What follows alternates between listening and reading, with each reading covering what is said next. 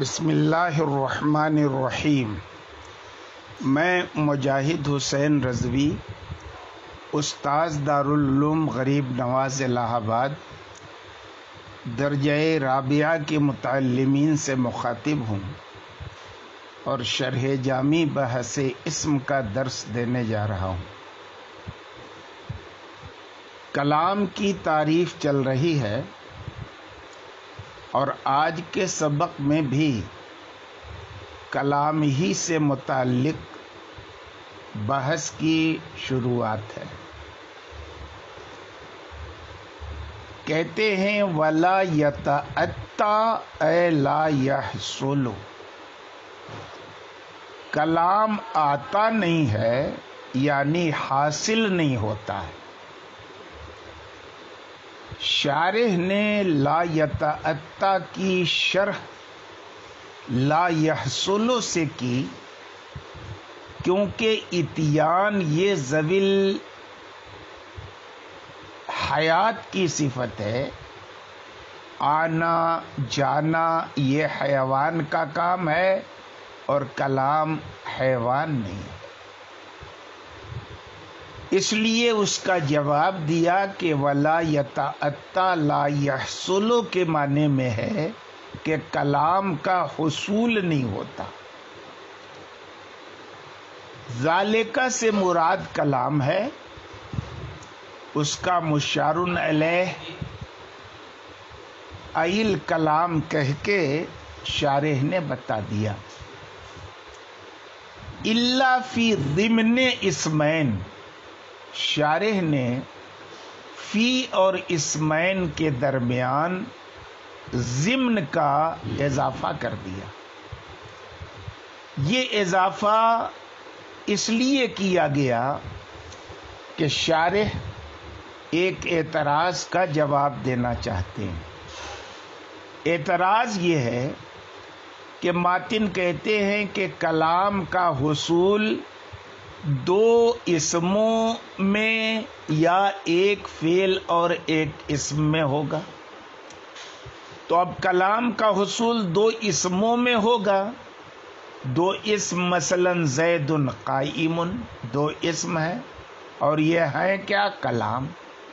یا ایک اسم اور ایک فعل میں ہوگا، جیسے ضرب زید، اور ضرب زید ہے کیا؟ کلام۔ تو اب خلاصہ یہ ہوا کہ کلام کا حصول کلام میں ہوتا ہے۔ ایسی صورت میں ظرفیت الشیء لنفسہ ہی لازم آئے گی، جو جائز نہیں ہے۔ شارح نے ضمن کا لفظ نکال کے یہ بتایا کہ اسمین سے پہلے ایک اسم مضاف ہے، اے لا یتأتی ذالک الا فی ضمن اسمین۔ جواب کا خلاصہ یہ ہے کہ یہاں پر ظرفیت الشیء لنفسہ یعنی ایک ہی شے کا ظرف ہونا اور مظروف ہونا لازم نہیں ہے، بلکہ کلام ایک عام ہے، اور اسمین میں جس زید اور زید ضارب کو یا ضرب زید کو آپ پیش کر رہے ہیں، یہ کلام کا ایک جزئی اور کلام سے خاص ہے، تو ظرف یہ ہو گیا خاص، عام اور مظروف ہو گیا عام۔ ایسی صورت میں ظرف اور مظروف میں اتحاد لازم نہیں آئے گا۔ اور بعض نسخوں میں او فی فعل و اسم ہے، یعنی فعل پہلے اور اسم بعد میں، تو اس میں کوئی دقت نہیں ہے۔ فی اسم و فعل میں اسم کو مقدم کیا صاحب کافیہ نے کہ اسم کو فوقیت حاصل ہے بقیہ دونوں اقسام یعنی فعل اور حرف پر، اور فعل اور اسم کہنے میں بھی ایک وجہ ترجیح ہے کہ جملوں میں اصل جملہ فعلیہ ہوتا ہے، اور جملہ فعلیہ اس لیے ہوتا ہے کہ اس میں مخاطب کے لیے فائدہ جو ہے جملہ اسمیہ کی بنسبت زائد ہوتا ہے، اس لیے کہ یہاں پر حکم کا زمانہ بھی معلوم ہو جاتا ہے۔ تو کلام کے حصول کی ماتن نے صرف دو صورتیں بیان کی کہ یا تو کلام میں دو اسم ہوں گے یا ایک اسم اور ایک فعل ہوگا، تیسری صورت کوئی بن نہیں سکتی۔ کیوں نہیں بن سکتی؟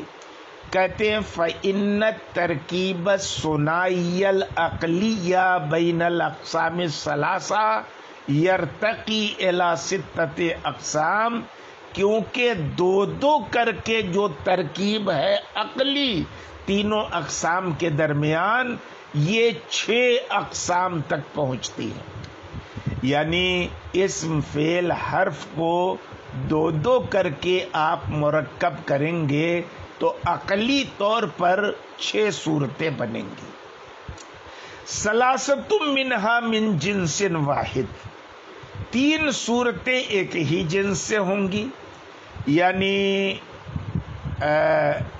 2 اسم ہوں، ایک صورت یہ ہوئی، 2 فعل ہوں، دوسری صورت، 2 حرف ہوں، تیسری صورت، اور 3 صورتیں اس میں 2 جنس سے ہوں گی۔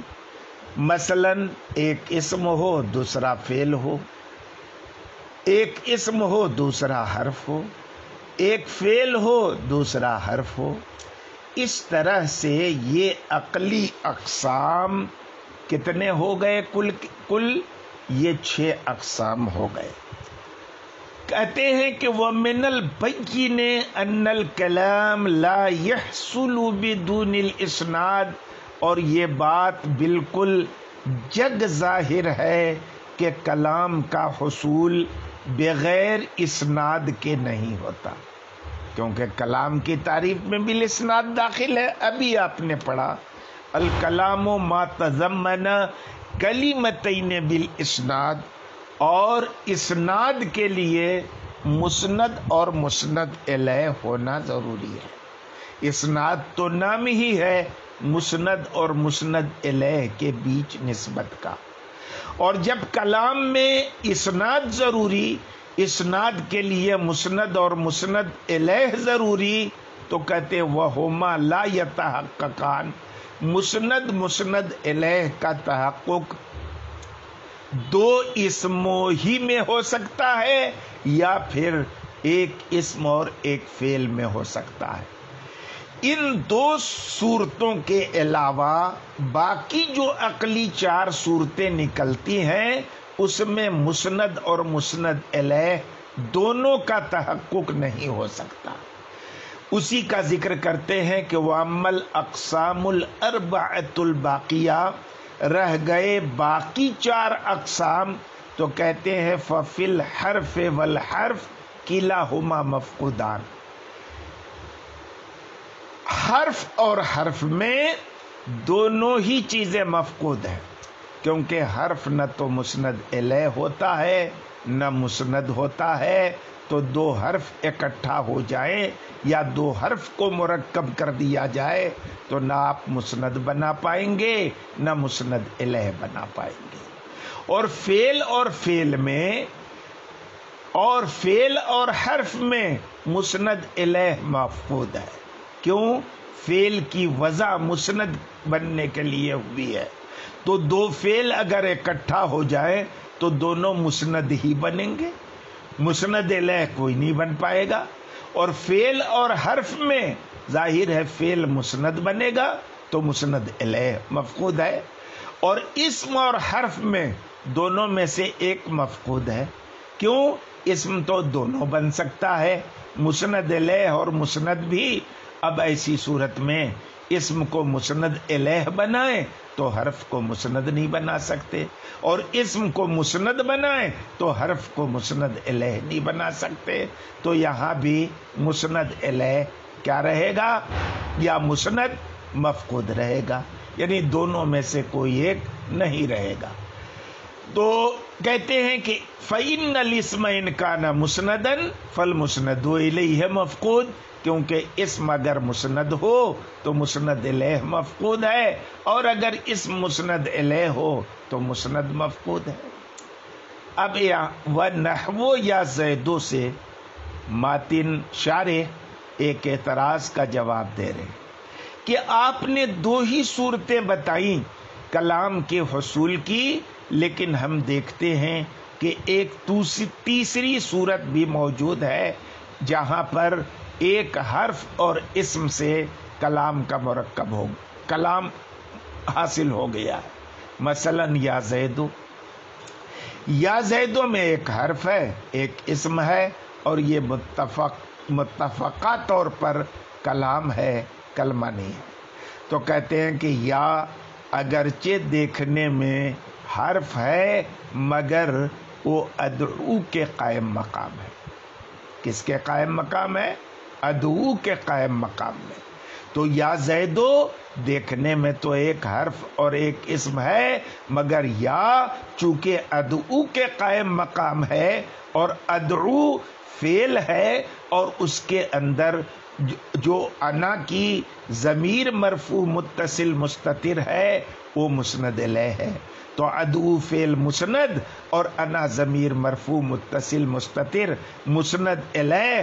تو یہاں پر در حقیقت یا زیدوں میں ترکیب جو ہے جملے کی ایک حرف اور ایک اسم سے نہیں بلکہ ایک فعل اور ایک اسم سے ہے، اور اسم یہ زید نہیں بلکہ ادعو کے اندر جو انا مقدر ہے وہ اسم ہے.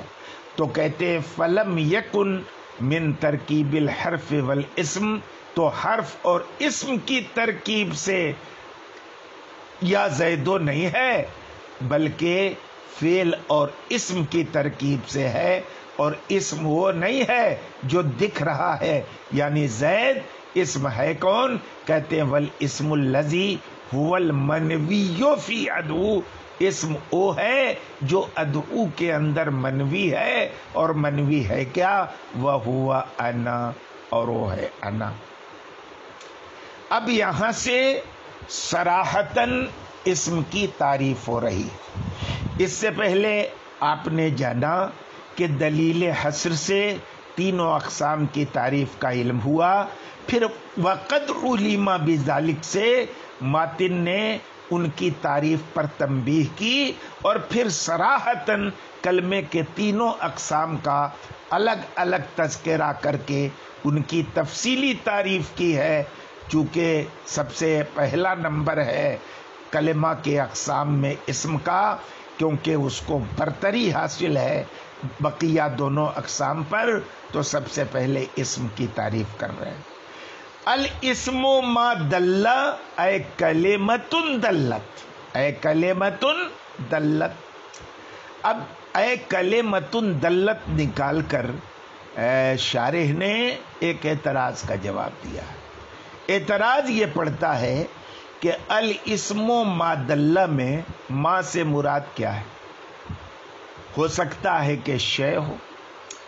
اگر شے ہو تو یہ بھی صحیح نہیں ہے، کیونکہ اگر ما سے مراد شے ہو تو دوال اربع عقود خطوط نصب اشارات پر اسم کی تعریف صادق آئے گی، حالانکہ وہ سرے سے کلمہ ہی نہیں ہے تو اسم کیسے ہو جائیں گے؟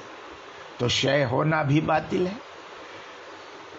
اور اگر آپ ما سے مراد لفظ لیں تو بھی اعتراض پڑے گا، کیونکہ لفظ تو مرکب بھی ہوتا ہے، مفرد بھی ہوتا ہے، اور اسم چونکہ کلمہ کی قسم ہے اور کلمے میں افراد معتبر ہے، اور تو اسم میں بھی افراد معتبر ہوگا.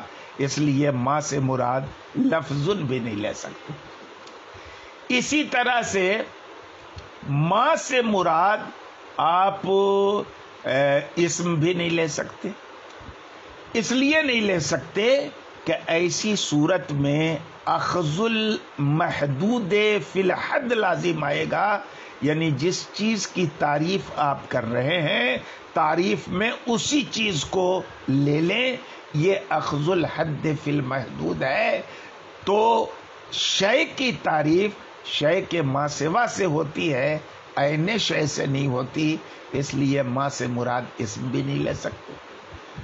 चौथा एहतमाल यह है कि माँ से मुराद हम कलेमतुन लें, लेकिन माँ से मुराद अगर कलेमतुन लें तो एक बात तो बन जाएगी कि इसम कलमा होता है, लेकिन जब माँ से मुराद कलमा हो तो दल्ला में जो हुआ ज़मीर मरफू मुत्तसिल मुस्ततिर है, ये मुज़क्कर है, ये उस माँ की तरफ कैसे लौटेगी जिस माँ से मुराद कलेमा है। तो शारिह ने जवाब दिया कि माँ से मुराद शय नहीं है, माँ से मुराद लफ्ज़ नहीं है, माँ से मुराद इस्म नहीं है, बल्कि माँ से मुराद कलमा है। और दल्ला में हुआ की ज़मीर जो माँ की तरफ लौट रही है, ये माने के एतबार से लौट रही है, माने के एतबार से नहीं लौट रही है, बल्कि लफ्ज़ के एतबार से लौट रही है। माँ का माना भले कलमा है जो मुअन्नस है, लेकिन माँ लफ्ज़ के एतबार से मुज़क्कर है, इस एतबार से दल्ला वाली जो ज़मीर है हुआ की, इसकी तरफ लौट जाएगी। तो कहा अल इस्म मा दल्ला ऐ कलिमतुन दल्लत, इस्म ओ कलमा है जो दलालत करे। अला मानन काइनिन फी नफ्सिही, मानन और फी नफ्सिही के बीच शारिह ने काइन का इजाफा इसलिए किया ताकि बता दें कि फी नफ्सिही में जो जार और मजरूर है इसका मुतअल्लक महजूफ है और वो काइन है। अब फी नफ्सिही में ही की ज़मीर का मर्जे क्या है? कहते ऐ फी नफ्से मा दल्ला, फी नफ्से मा दल्ला, ही की ज़मीर का मर्जा क्या है? मा दल्ला है। अब एक सवाल पैदा हुआ कि ही की ज़मीर का मर्जा तो फ़कत माँ है, तो ये दल्ला शारिह ने क्यों जिक्र कर दिया? खाली कहते कि फी नफ्सिही में ही की ज़मीर का मर्जे माँ है, लेकिन कहा मा दल्ला है। क्यों? मौसूल बिना सिला के नहीं होता, ये लाजिम मलजूम की तरह होते हैं। तो माँ का जिक्र किया तो इसी बुनियाद पर दल्ला का भी जिक्र कर दिया। माँ दल्ला के नफ्स में हो यानी कलमा में हो। तो अब कहते हैं कि ज़मीर का मुज़क्कर लाना, कि अब एक एतराज़ पैदा हुआ कि जब ही की ज़मीर का मर्जा माँ है और माँ से मुराद कलमा है तो फी नफ्सिहा होना चाहिए था माने के एतबार से, तो फिर ज़मीर मुज़क्कर क्यों लाई गई? तो उसका जवाब दिया कि ज़मीर का मुज़क्कर लाना लफ्ज़े मौसूल पर बिना करते हुए है कि लफ्ज़े मौसूल मुज़क्कर है, उस एतबार से ज़मीर मुज़क्कर ले आए। अच्छी बात है साहब। क़ालल मुसन्निफ़ फिल ईदाह शरहिल मुफस्सल, मुसन्निफ ने ईज़ाह शरह मुफस्सल में कहा। ये कहने की क्या ज़रूरत थी? ये कहने की इसलिए ज़रूरत थी कि यहाँ पर तो मुसन्निफ ने साहिब काफिया ने ही की ज़मीर का मर्जे किसको बना दिया? मादल्ला को, यानी कलमा को। शारे यही कहते हैं कि कलमा की तरफ ज़मीर लौट रही है, उस माँ की तरफ जिससे मुराद कलमा है। हालांकि मुसन्निफ यानी साहिब काफिया ने जो खुद इज़ाह लिखी है, जो अल्लामा जारुल्लाह ज़मख़शरी की शरह की किताब मुफस्सल की शरह है, उसमें फी नफ्सिही में ही की ज़मीर का मर्जे माना करार दिया है। तो वहाँ पर ही की ज़मीर का मर्जे माना करार दिया और यहाँ पर ही की ज़मीर का मर्जे कलमा करार दिया। ये ऐसा क्यों? इसकी वजह तो आगे आप तफसील से पढ़ेंगे। यहाँ हमें ये बताना है कि अगर ही की ज़मीर का मर्जे माना करार दिया जाए तो अब तर्जमा ये होगा कि इस्म ओ कलमा है जो दलालत करे ऐसे माने पर जो माना माने के अंदर है। तो ये तो ज़र्फ़ियतुश शय ले नफ्से ही हो गया। کہ معنی ظرف بھی بن رہا ہے اور معنی مظروف بھی بن رہا ہے؟ تو اس کا جواب شارح نے یہ دیا ہے کہ فی یہاں ظرفیت کے لیے نہیں ہے اور بلکہ اعتبار کے لیے ہے. تو کہتے اے ما دل علی معنی علی مانن بے اعتبار ہی فی نفسہ ہی، اے علی مانن معتبرن فی نفسہ ہی، یعنی اسم ایسا کلمہ ہے جو دلالت کرے ایسے معنی پر جس معنی کا اعتبار بذات خود ہے، نظر کرتے ہوئے اسی معنی کی طرف ہے، اس معنی سے خارج کسی چیز کی طرف نظر کرتے ہوئے نہیں ہے. اب ایک سوال پیدا ہوا کہ فی بمعنی اعتبار لینا یہ ایجاد بندہ ہے یا اس کی کوئی نظیر بھی ہے کلام عرب میں؟ کہتے ہیں ایجاد بندہ نہیں ہے، کلام عرب میں اس کی نظیر موجود ہے کہ فی کا استعمال ظرف کے بجائے اعتبار کے معنی میں ہوتا ہے. جیسے تمہارا قول الدار فی نفسہا حکمہا قضا، گھر کا بذات خود اس طرح کا حکم ہے. مثلا ایک گھر دیہات میں واقع ہو اور ایک گھر شہر میں واقع ہو. گھر میں جو گھر واقع ہے، دیہات میں جو گھر واقع ہے، اس کا بھی رقبہ اتنا ہی ہے جتنا رقبہ شہر میں واقع گھر کا ہے. وہی میٹیریل اس میں بھی لگے ہیں شہر والے گھر میں جو گاؤں والے گھر میں، وہی نقشہ شہر والے گھر کا بھی ہے جو گاؤں والے گھر کا ہے. تو جب میٹیریل برابر ہے، رقبہ برابر ہے، تو ظاہر ہے گھر کا حکم فی نفسہا یکساں ہوگا. لیکن ظاہر ہے قیمت کے اعتبار سے گاؤں والے گھر کی وہ قیمت نہیں بنے گی جو شہر والے گھر کی قیمت بنے گی. کیوں شہر والے گھر کی قیمت بنے گی؟ رقبہ ایک جیسا ہے، میٹیریل ایک جیسا ہے، نقشہ ایک جیسا ہے، ساری چیزیں ایک جیسی ہیں. یہ قیمت میں فرق کیوں ہو گیا؟